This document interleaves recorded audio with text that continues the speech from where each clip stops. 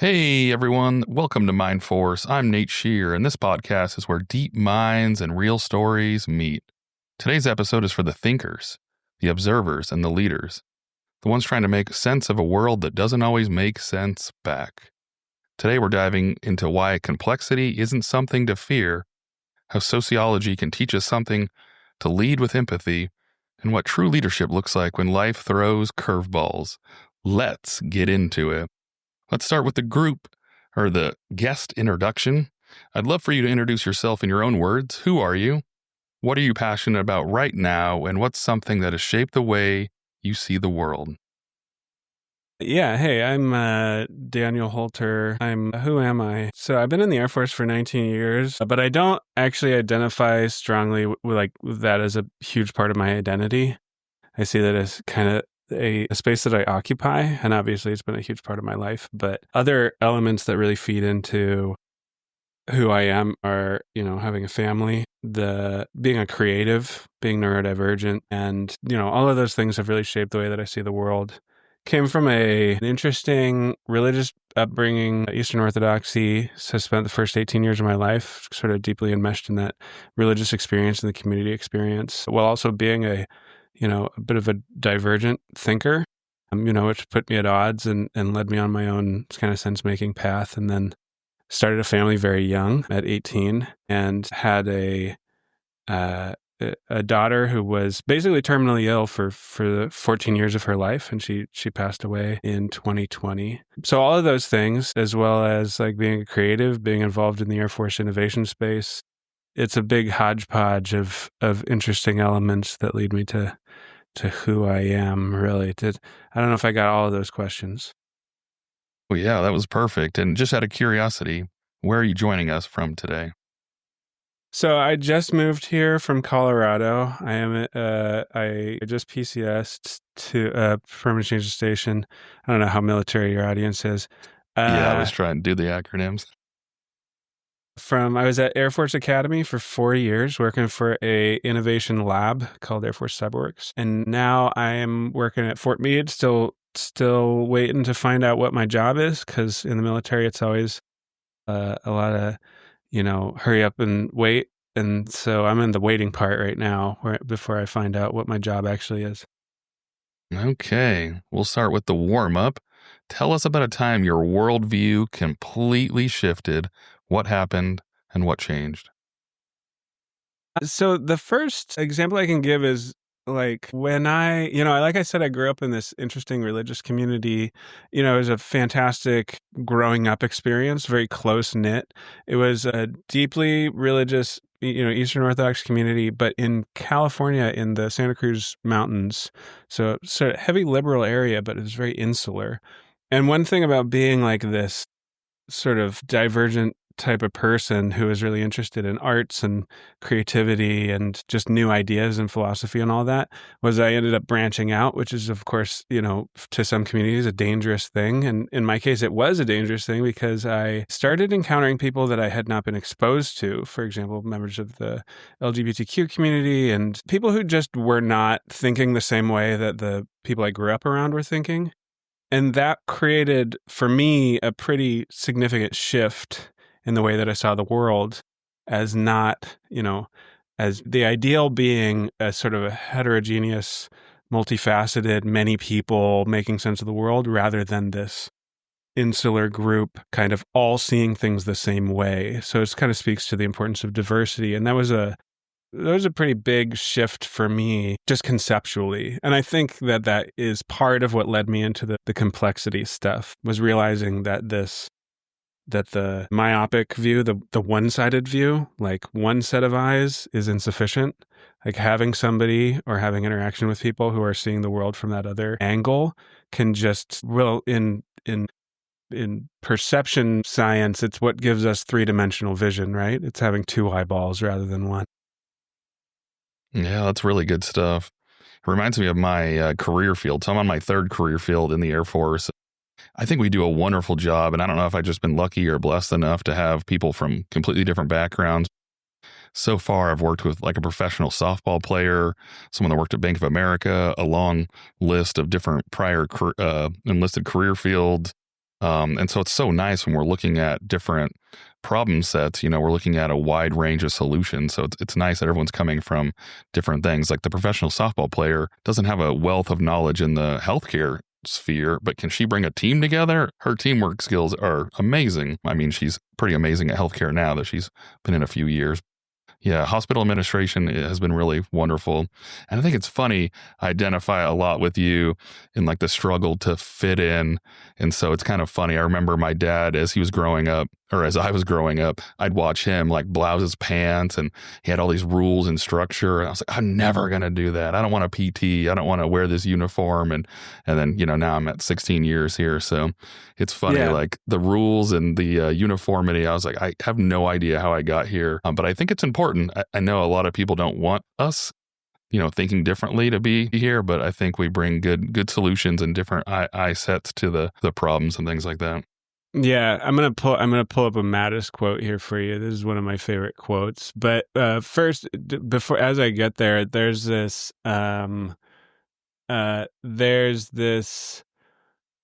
this thing that you just mentioned about people from different backgrounds kind of being in the same space.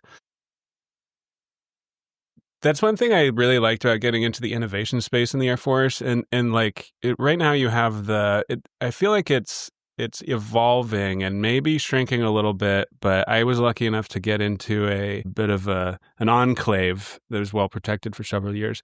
But you have the Spark cells, right, at various bases, and AFWorks kind of pushing that community thing. One of the cool things about that is, one, how they integrate with industry and academia and bring them into the military space. And so you have those extra angles. Like we tend to We've historically looked at military problems just with military folks. And military, being in the Air Force, you do get used to just being thrust into jobs that were definitely not your AFSC. And if somebody tells you, oh, hey, your job is making sure that the windows are see-through, it's like, I guess I'm going to figure out how to do that. It's, in most cases, it just means cleaning the windows. But we're multifaceted by nature, right? Is like, that's a key part of being in the military, is you can just be, hey, go figure out how to do that. And now that's a key part of your role. But the other thing is the number of different AFSCs that end up in the innovation space. I would end up working on a problem with a maintainer and with a personnelist and with somebody from dental, and we would all be hacking on the same thing. And it was kind of, there's what we learned from our AFSC, but there's also like the values that were inculcated in us by the skill community, because you end up with these cultures. And the only other place that I've seen that is in like PME, where you're at NCO Academy or something, and you're like, oh, now I have to figure out how to be in a class with, a couple of cops and a couple of maintainers, and like it creates friction that I think is really interesting. But in the end, everybody kind of grows as a result from it, and the outputs are interesting. But that divergent thing reminded me of one of my favorite quotes from a military member is General Mattis. He has this quote that says, take the mavericks in your service, the ones that wear rumpled uniforms and look like a bag of mud, but whose ideas are so offsetting that they actually upset the people in the bureaucracy. One of your primary jobs is to take the risk and protect these people, because if they are not nurtured in your service, the enemy will bring their contrary ideas to you. Which is like, I encounter a lot of like crusty chiefs, and particularly I feel like senior enlisted, who are standards, right? Is like, standards are so important, and we're willing to sacrifice the individual at the altar of standards. And then you lose these fantastic, amazing people who just couldn't keep their hair short enough, right? Or just were bad at keeping their uniforms straight. I credit my presence in the military. I've said this a bunch of times, I like posted about it a bunch of times. I was horrible at making my bed in basic training. I suck at that stuff. Like, my boots are awful. I attribute some of that to neurodivergence also, but you could say it's laziness or whatever. But one way or the other, people around me who had those strengths lifted me up. And the best chiefs that I ever had in the Air Force have been the ones who were like, oh yeah, he's got these weaknesses, but I kind of want to keep him around for these strengths that he has. And so the the collective strength that we can have when we kind of make up for one another's weaknesses, as opposed to punishing each other for our weaknesses, that's a big part of my viewpoint on leadership in the military. So what would you say to the members that say, if you can't do the little things, then bad things are going to happen? So that is the case in certain contexts, right? So like context dependence is a really important thing to understand. And in contexts where the stakes are crazy high, right? An obvious one would be like operators who are doing door kicking downrange, and they are relying on one another to have every detail down pat. Having those standards set for what makes for an unsafe mistake in this context is, I've heard about it with maintainers too. It's like, if you lose track of your tools, that can be catastrophic, right? Because if you leave a wrench, and I don't actually know that much about jets, even though I've been in the Air Force for 19 years. But what I've heard is that if you make certain types of mistakes, it can actually lead to death, right? Or the enormous loss of resources. So understanding the level of risk, like what are the catastrophic risks within a context, and therefore what is unacceptable here, and then we can hold each other accountable on those things. The thing that I don't really buy into is that those are universal, that we shouldn't treat. This is really similar to like the argument I've heard about whether cyber operators should be kicked out for being overweight, right? It's like, we're not, some people would say, well, we're always an expeditionary force. In reality, there are many people in the Air Force who could go without deploying for the entirety of their service, right? And I have deployed personally. I've had one deployment under my belt I'm a Chinese linguist, which is my career. So Intel, I have one deployment, and what I did when I deployed was I sat at a computer, right? And there was an increased risk that maybe Bagram would be overrun. That's a very real risk in contexts like that. But being clear-headed about the context dependence, that's a big thing for complexity, is understanding that blanket rules across a massive scale will fail across the system. And so you create these rules within a context, and then you give people within that context the capacity to adjust. That's actually the nature of mission command too, which is part of Air Force doctrine. That's funny. I was thinking of that too. We're trying to do that mission command and empower squadron commanders and below, and that totally makes sense. Like there's different situations for different things. So hopefully we'll continue down that road and, give that empowerment. But we'll move on, because we could probably talk about standards for the entire episode probably. For sure. But we'll move on to the next thing. I'd like to see if you have a question for me, because I feel like these interviews are kind of one directional, and then we'll jump into your three main pillars. Yeah, so one question I'm always curious about for people is like, what would you say is like the most complex problem you've ever faced? Most complex problem I've ever faced. Ooh, parenting probably. Ooh, yeah, that's great. That's a really good example. What about parenting is complex, would you say? I think the most difficult part is there's no instruction manual. So I think a lot of us, as humans, we want A, B, C, we want a manual, we want pictures, we want step-by-step processes, but that's not how it works. And then it's even more funny because you have multiple kids and you're like, oh, cool, I kind of figured it out. That one went a certain way.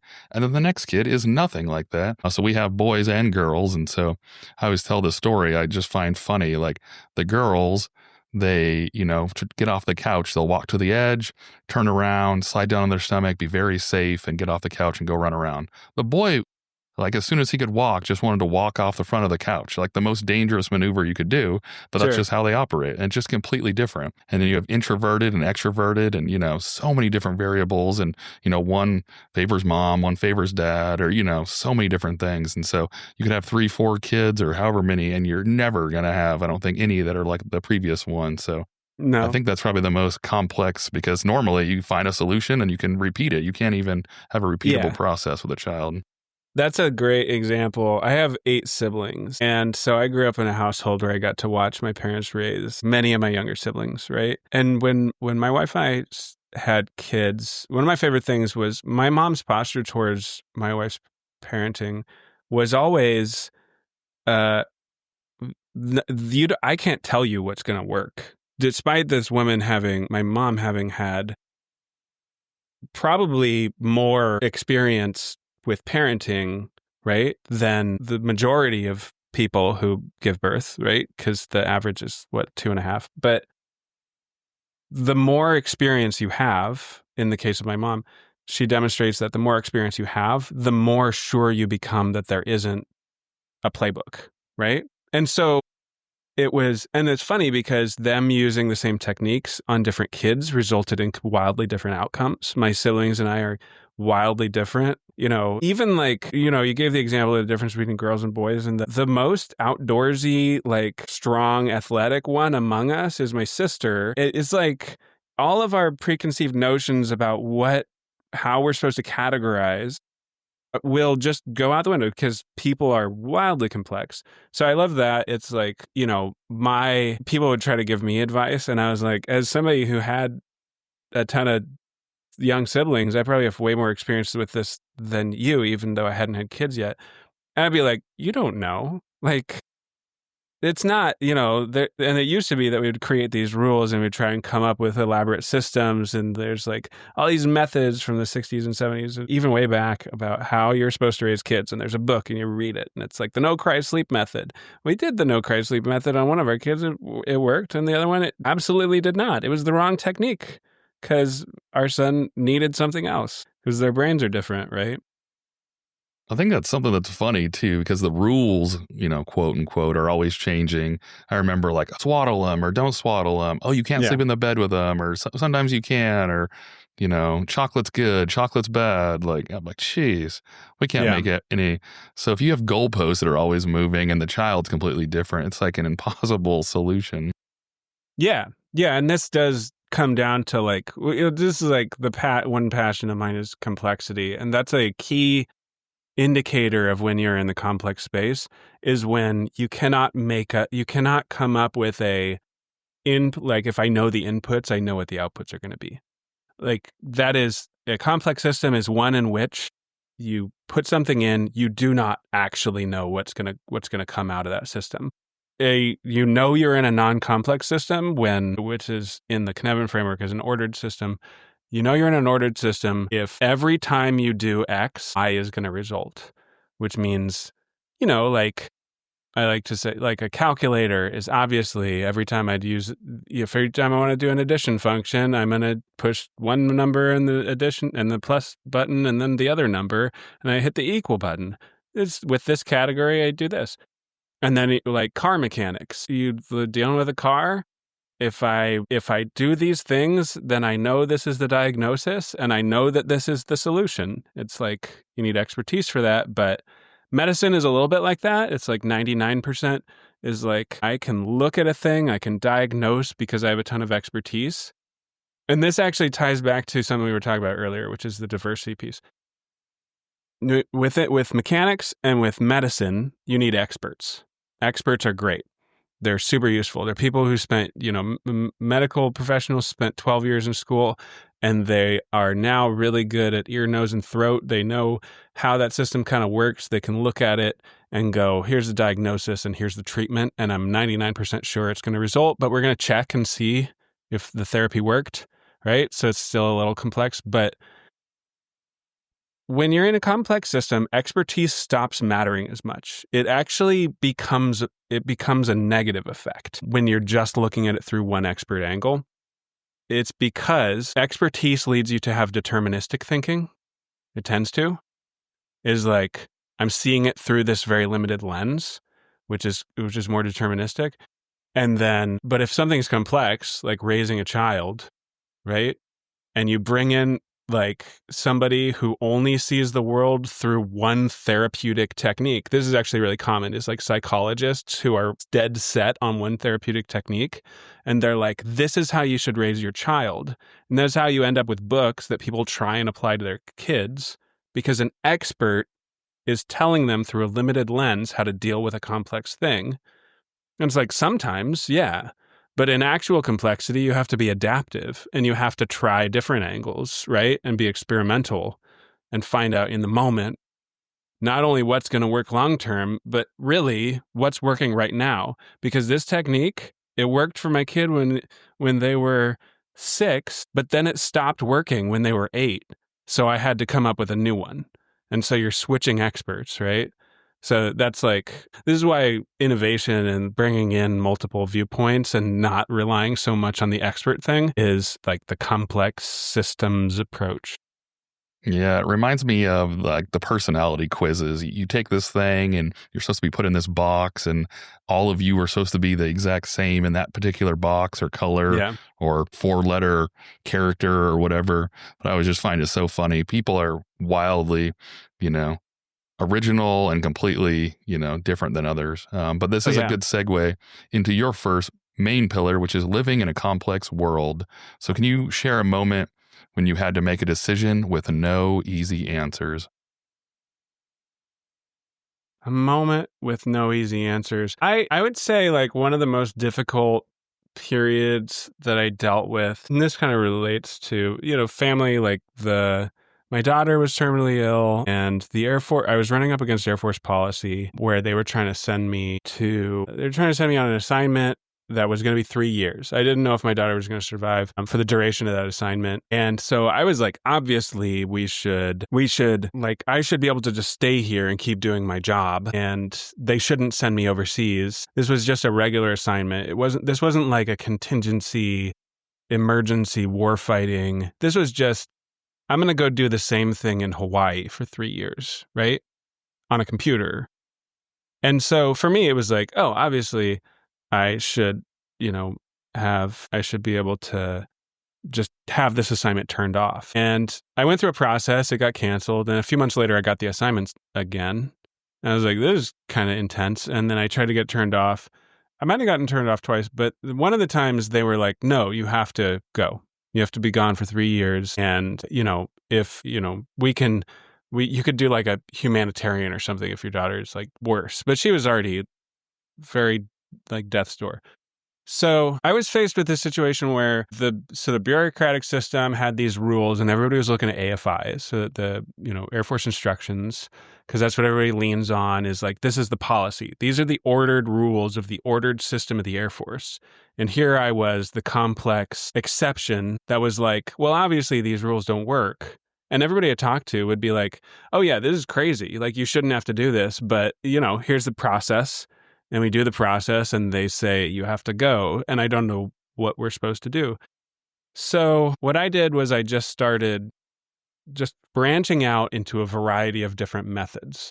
So, and this is very like complexity theory, Cynefin, how you approach a complex problem is to just do multiple experiments in parallel and see which ones start producing the patterns that you want and then start investing in those. The thing that ultimately ended up working, so I was doing like letters to people and I did a congressional inquiry and I started showing up to the Pentagon public meetings on exceptional family member program policy, which is just how we treat military family members with special needs. And I, at those meetings, would just talk to people who had been on panels and stuff. And I ran into, at the time, Chief Master Sergeant of the Air Force, Cody, who, despite being wildly unpopular with the enlisted force, he was nice enough, and he connected me with his exec, who was a chief, I believe, Caldwell. And then he said, call me. When I called him, Chief Cody was being replaced by Chief Wright, and Chief Wright answered the phone. And I talked to SimSAF K. Wright, and we talked for a while. He just listened to me, and he was like, yeah, let's see what we can figure out. I don't know which of these things. So there was like a lot of things going on, but it was a variety of I was just going out there and sort of trying stuff. My alternative was just to quit the Air Force, but then I would lose my health insurance, which is a terrible thing to do when you've got a medically involved child.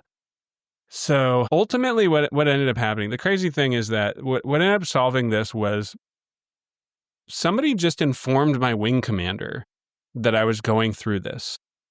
over the course of several years, I was dealing with this situation. And my wing commander talked to his command chief, Chief Chad Hauk, who's great. And he just reached out to the AFPC command chief and he said, hey, is there a code that we can just use where you can be like, get no assignments for however long and we'll check in every year to see if things have changed and we can remove the code? And they were like, yeah, we can totally do that. So the funny thing was like the solution to this was relationships. It was just enough people being aware of it that they kind of come together and go, hey, what's a creative way that we could solve this problem? The problem with the bureaucracy and people operating within those ordered rules is that they just look at what's in front of them like, oh no, there's limited words on this page and they are all I have to work with, which is a very ordered system, right? It's what's in the manual. But people aren't cars, so there's lots that extends beyond the manual. Is their lives are complex, and there are plenty of times when you just have to do good old-fashioned sense making, which involves conversation and knowing the context of the life, and then going, what kind of weird thing that could we make up, and it solved the problem.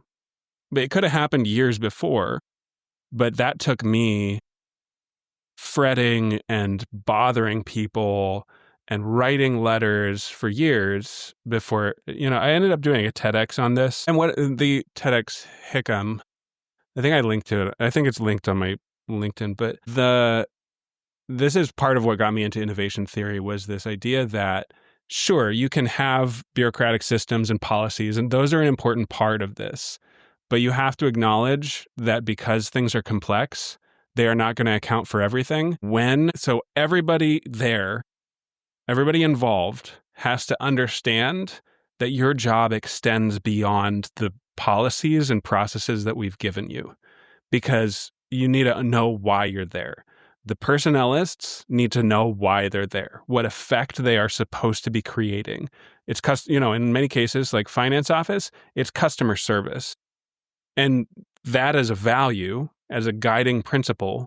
My goal is to make sure that people, painlessly get whatever it is. In the private sector, they're pretty good at this. They're like, well, yeah, like customer service. And it involves treating people well, and it involves making sure they're comfortable, and it involves making sure processes are quick, right?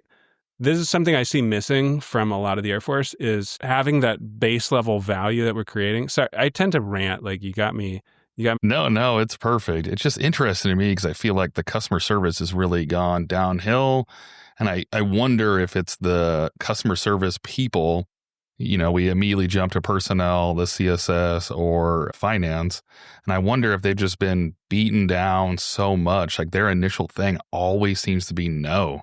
It's not like, yes, but you would need this code, or yes, but you would need to do this, or something. Like it just feels like it's always no, and then it ends. Like, can we go with no, but there's this thing that you can do. There's a route. There's a something. Like I just wish we could get them, putting the other pair of shoes on and like, hey, like if you were over here, would you want to go? I personally think it's a leadership problem, because I don't expect people in their first couple of years of being in a job, like, a lot of those personnelists who are working the desk, they're very early career. And so who is setting the tone for why they're there? Like what is your purpose here?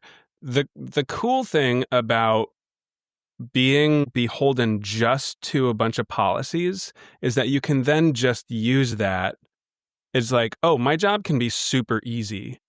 It can be simple. It doesn't have to be complex at all. I can just go, your situation, I check it against this thing, and then I can actually use that thing to make my job easy. I can go, hey, sorry, here's the thing, and then not give you anything else.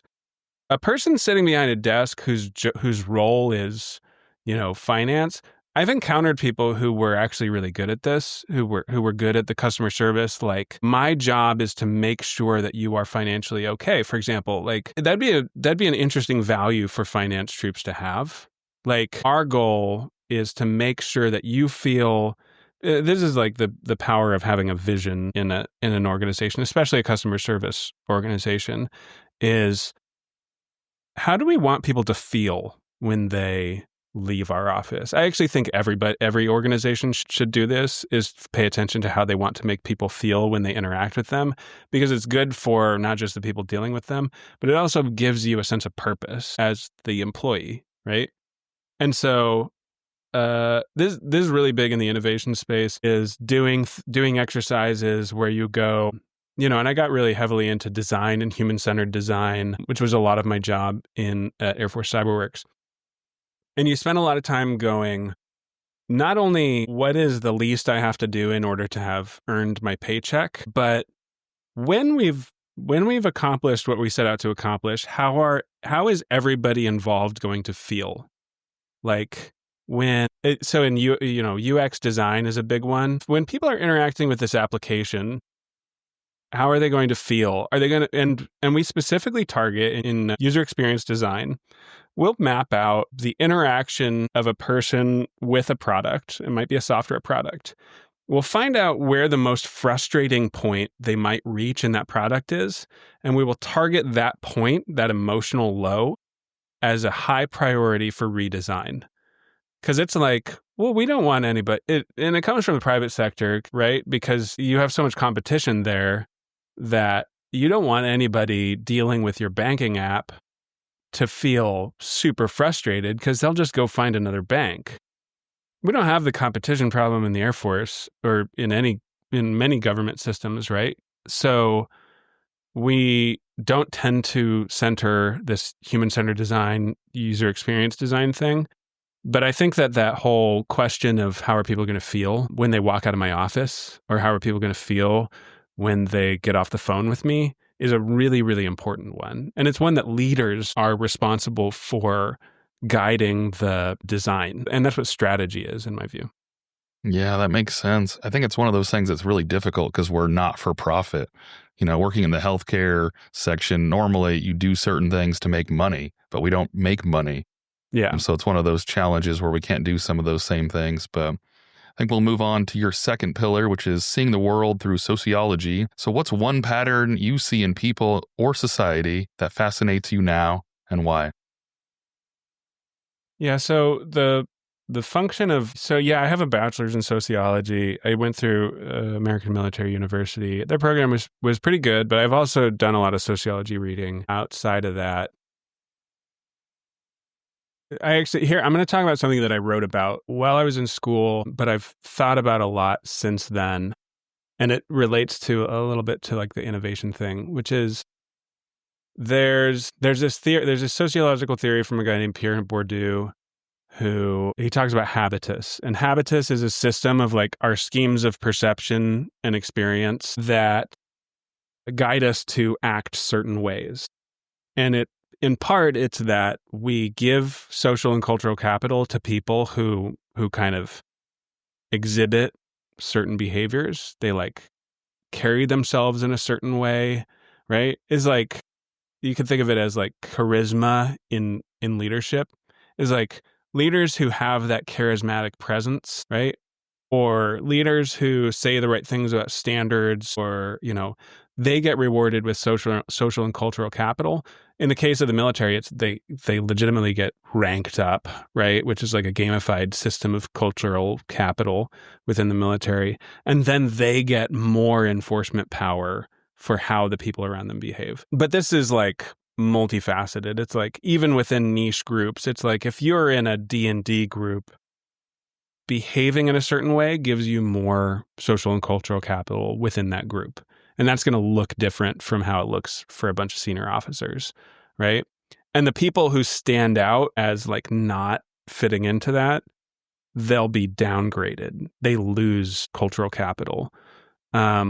So we have this within career fields, and we have it within peer groups of like what a staff sergeant is supposed to be, and what a senior airman is supposed to be, and what a master sergeant is supposed to be. And it can also be kind of unhelpful because it causes us to, in order to maintain that capital, causes us to reinforce the status quo.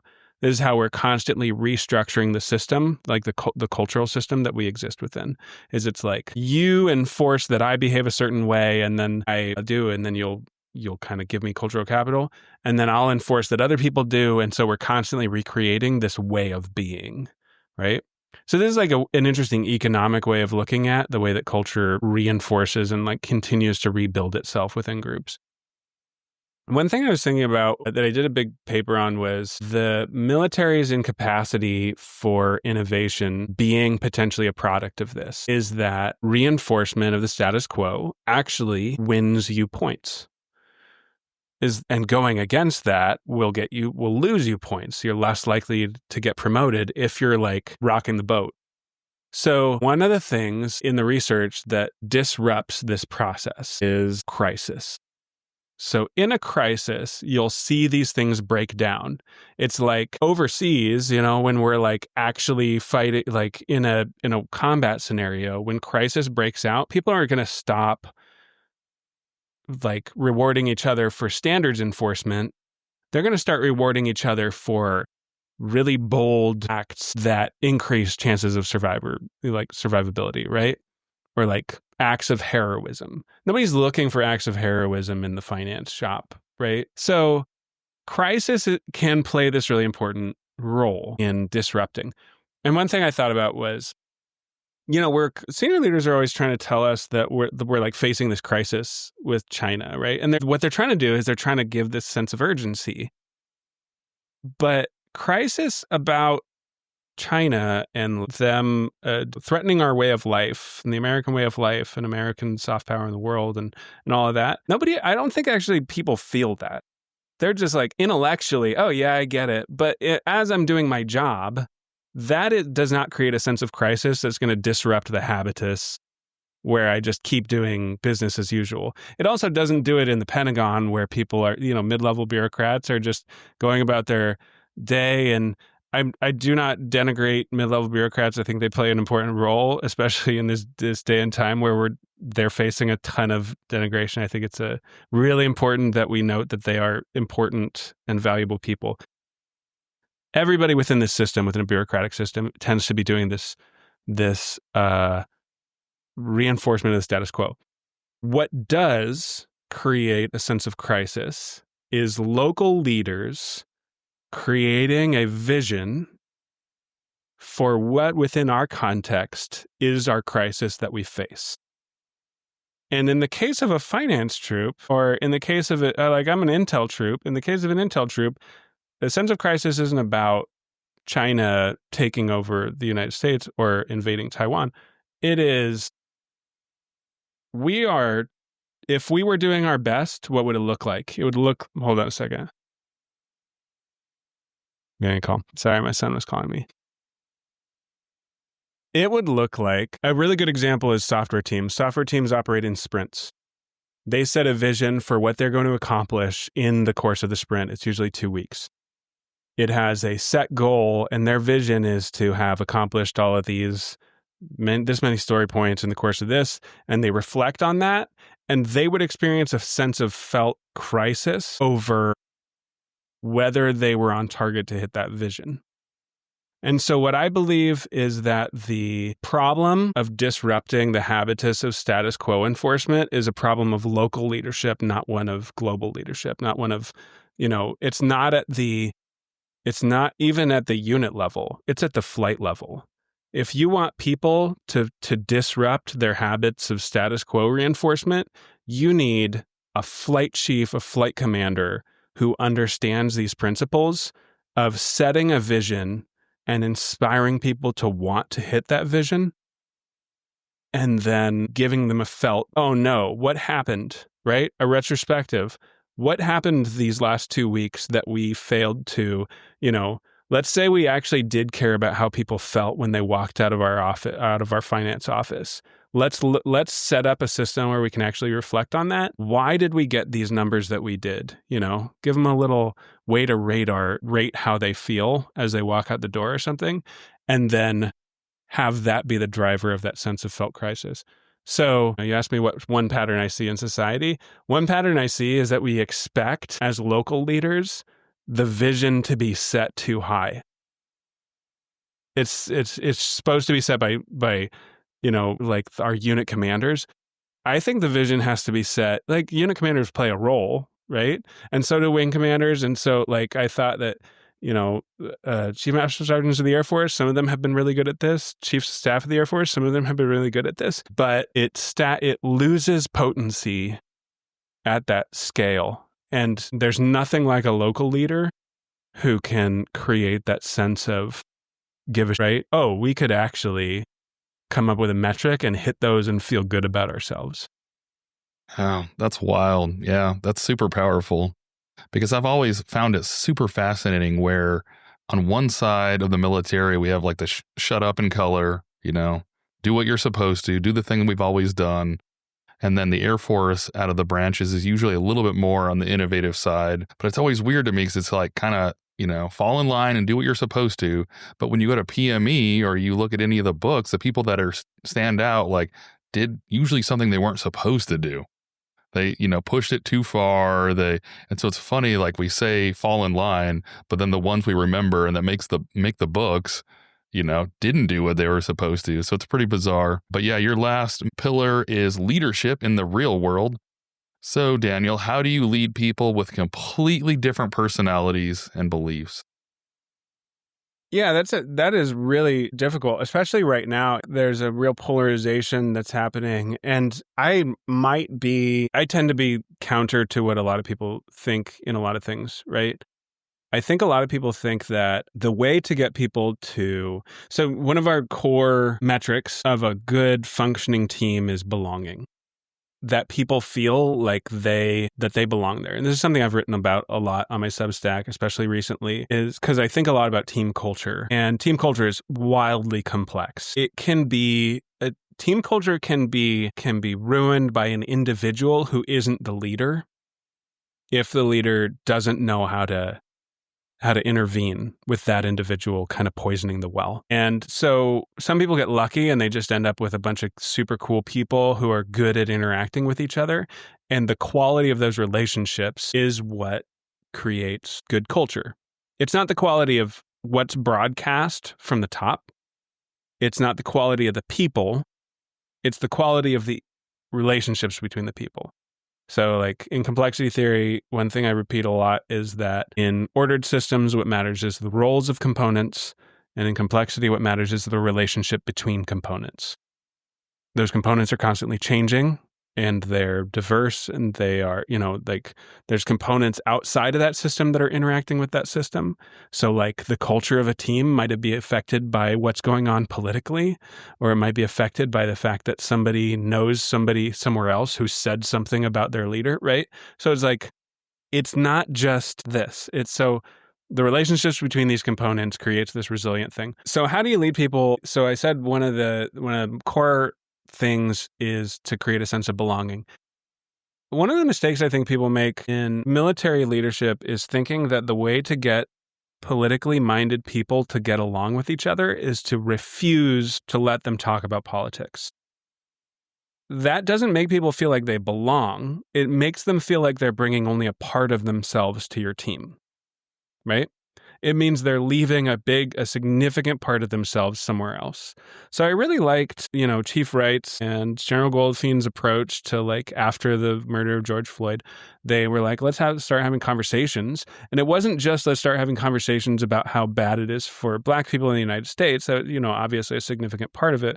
But those conversations also included white people who were not bought in, bringing themselves to these conversations. And I saw this. And when you create an environment in which it is actually safe for people with these disparate views, and this requires pretty skilled facilitation in some parts. Facilitation is a really big part of is a big passion of mine. It's a really big part of my leadership principles. When you make it actually safe for people to have these interactions, they might not like each other, but you can improve the quality of the relationship between those people. I have had very quality relationships with people who had wildly different views from me. And it was because we managed to have an open and honest and safe exchange, right? And this is the importance of psychological safety, is because it allows people to bring their whole selves to an interaction. And then in the case of my view is repugnant to you, maybe, well, you can share that with me and I will be responsive to it. And if I'm not responsive to it, then I'm the one who's poisoning the relationship between us, right? So we have to be actively responsive to one another. So if you have people of different personalities or beliefs, you have to create the conditions for them to, one, bring their whole selves. And that means create conditions that are safe for them to actually interact as themselves, not a character that they're putting on for work. And then do that consistently so that they kind of grow accustomed to each other. There can be like an easing into this. And there are some people who, there can be a level of fragility, which makes this really difficult and I'm not saying fragility on any one side or the other. Like people can be fragile for a lot of reasons, including trauma or whatever else. So it is a dangerous thing, but that's always been my goal is how do I create the conditions for these people to bring their whole selves and feel like they actually belong in this environment because it accounts for them, right? Because they have the ability to say, well, I actually don't agree with this. So it gets a little weird in environments where there's only one outlier, which can be the case in military environments a lot, is you have a lot of people who think the same way, and then there's one outlier, and creating the conditions for that person can be really tricky. But I think it should always be the goal is to say, how do I make you... So the question was, how do you lead people? There's no playbook. There are maneuvers that you can try, right? There are facilitated exercises that are all about bringing good culture. But I think goals should be authenticity, openness, grace for one another, that we come by our opinions honestly, and then acceptance. And then it's like within this environment, we're not here to change each other's opinions, but I'm going to make space for you to be your whole self. And you're going to make space for me to be my whole self. And that's going to create a quality relationship. That's interesting because I actually did that. I didn't really realize or know what was going to happen ahead of time, but we actually had weekly sit downs around our table as a flight after those events. And it's so powerful how just someone hearing someone else's point of view, that transparency. And so I think that's super powerful and a good reminder of what you said is if they don't bring it up, then they just bottle it, and then they kind of know, but they don't know, and they're just kind of angry with each other because they think they know what the other person's thinking. But just us sitting, and I don't know if I think I did a decent job, hopefully, of facilitating, but really just people being able to voice how they felt, just almost, I hate to say like solved it itself, because obviously it didn't like take care of everything, but even the people that were on completely different sides, just hearing it, they're like, okay, I'd never really thought of it, or they'd go and ponder, and then we'd come back the next week. But the transparency was wildly powerful. That's a really good reminder. Yeah, I was actually really excited. Chief Bass put out a thing, and I'm not convinced that this actually fleshed out to the degree that I think she was hoping. I think it could have been more the stigma memo. Explicitly? No, it was the airman's time, which is exactly what you're talking about. Is you remove yourself from the environment of the work. So you're not actually talking about the work, right? And it can be, I actually noticed it in my new unit at the 70th ISR, at the wing, they're still doing these, it looks like they're still doing, it might be through like the sapper office, it might be through the chaplain, right? Those offices tend to also be much more attuned to these cultural concepts, right? But I think like EO, sapper, chaplain, and psych, they tend to be more attuned to these like institutional organizational psychology principles, which, if you read Adam Grant or any of or Brene Brown or any of that, it becomes really clear that there are principles of focusing on the health of groups of people, not just health of individuals, like in this granular way, but that groups, and this is like, from the sociology standpoint, looking at not just like psychology is focusing on whether people are like how people function,